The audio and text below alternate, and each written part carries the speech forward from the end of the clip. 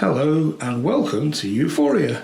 Today I'm going to be building this Lego set from the Harry Potter Wizarding World series. It's set 76388, Hogsmeade Village Visit. It represents two buildings from the village of Hogsmeade, which appears in several of the Harry Potter books and films. I'll be doing this build in two parts. In this video I'll build the Three Broomsticks, which is the tavern, and in another part, which I'll link to below, I'll build Honeyduke's sweet shop and its accessories. Hogsmeade appears frequently throughout the Harry Potter story, and during the Prisoner of Azkaban it's deep in snow. So the models in this set have white bases and snow on the roofs and around the base. There are some accessories to form a scene, such as a lamppost, bench and a signboard, and there are 7 minifigures representing characters from the story. As a snowy scene, it would make an excellent addition to a winter village. But I bought this set because I like the look of the buildings. Although I'm not a great Harry Potter fan, I think this is a great looking build that could be developed into something else. So I want these buildings, or some modification of them, as additions to the old town area of my Lego city. There are 6 bags in this set and 2 instruction books. And instruction book 2 and bags 4, 5 and 6 provide the instructions and the parts to make the 3 broomsticks. As usual for my builds, I will sort out and lay out the parts before starting so that I'm familiar with the elements used for the build. This is called knolling, and if you want to find out more about it, see my videos on the topic. There's a link in the card above and in the description below. This is the contents of bag 4.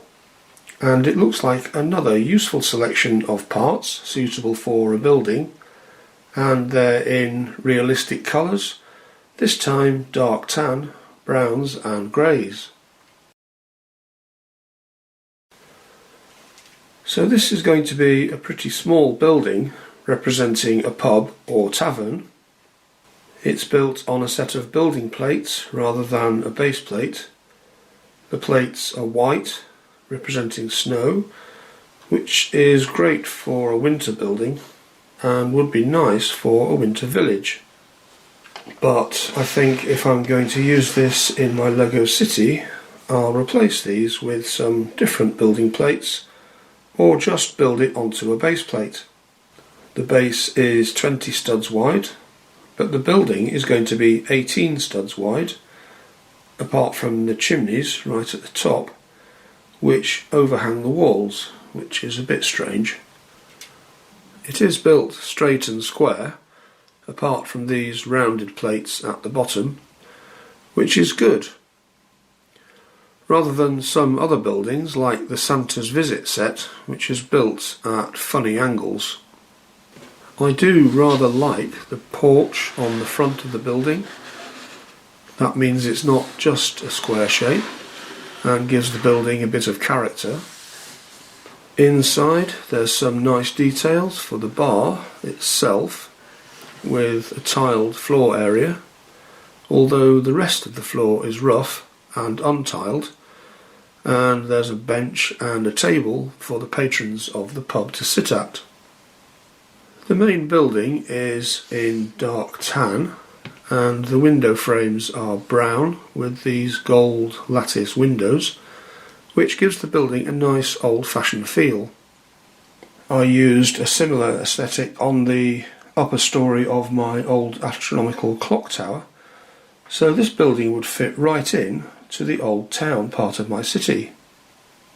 There are a few stickers with this set, but I'm not going to apply the Harry Potter specific ones because I haven't really decided what I'm going to do with this building yet.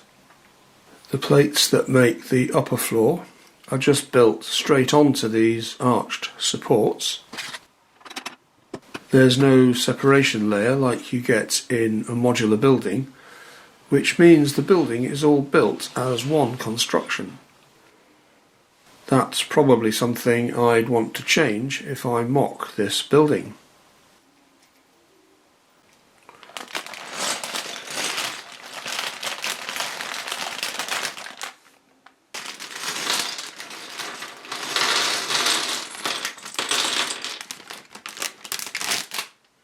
So now we get to the parts from bag 5, which contain the parts to make the upper floor.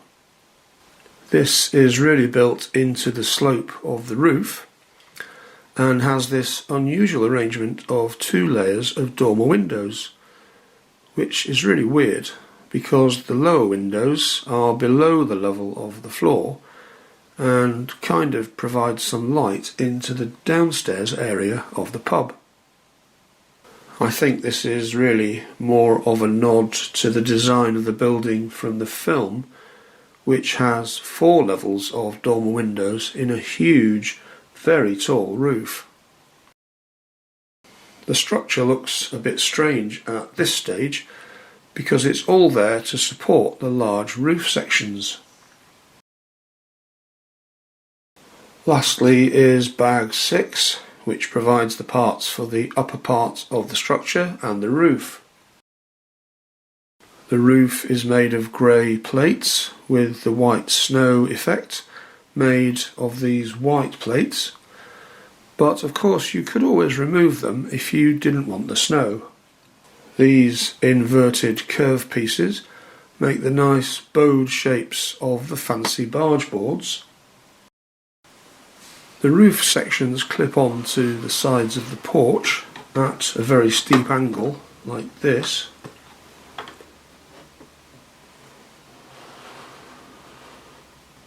And the gap at the front is cleverly hidden by this shield piece in dark brown.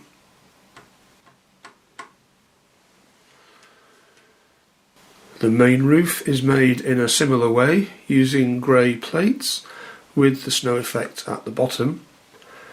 They clip on at the bottom, fit over the dormer windows and rest against the slope of the walls and the grey plates at the top. The very top part of the roof is done in a similar way to the roof on the porch.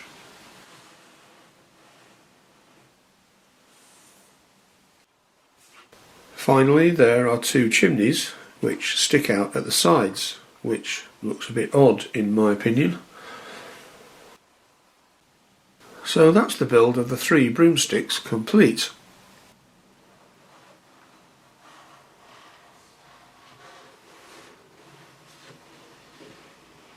There are some accessories that come with the Honeydukes part of the set, and these make the little scenes of a lamppost, a bench and a signboard.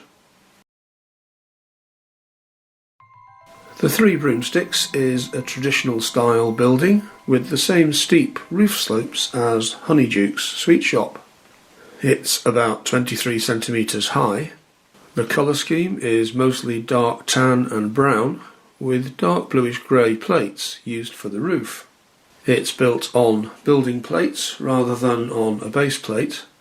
The 3 Broomsticks has a porch around the entrance, which is quite an attractive feature and gives the building a bit more interest. The building is only 7 studs deep, or 10 if you include the porch, so there's not much room inside. There's just room inside for the bar where the butterbeer is served and 1 table with its benches. You could say that's good for the 3 Broomsticks, which is known for its dark and cosy environment. On the other hand, there's not much room when you look at the rest of the space inside the building. There's a small room upstairs containing a nice green armchair and a fireplace, although the arrangement is rather strange as there's no chimney for the fireplace and instead there's a window above the hearth. And the 2 chimneys at the top of the building don't have fireplaces underneath them. There are some other accessories and minifigs that come with this set. There's a signboard, a lamppost and a bench, and 7 minifigs. I quite like the design of this little building. It has an interesting shape, including the porch on the front, the angled roofs and the unusual double-decker dormer windows.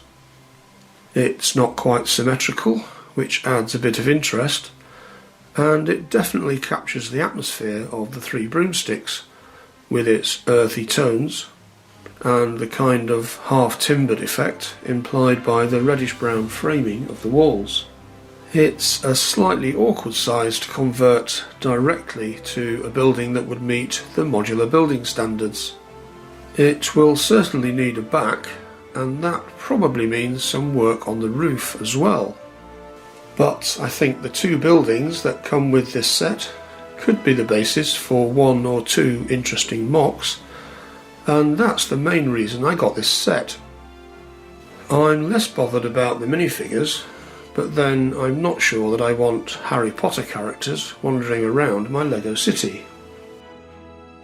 On the other hand, there's some quite nice torso prints and hair pieces, so maybe I could convert these into regular minifigs. What do you think about this set? Do you think this fits into my Lego city? What would you do with it? Please let me know in the comments below. Thanks for watching, and subscribe to this channel if you want to see more videos about Lego and my Lego city.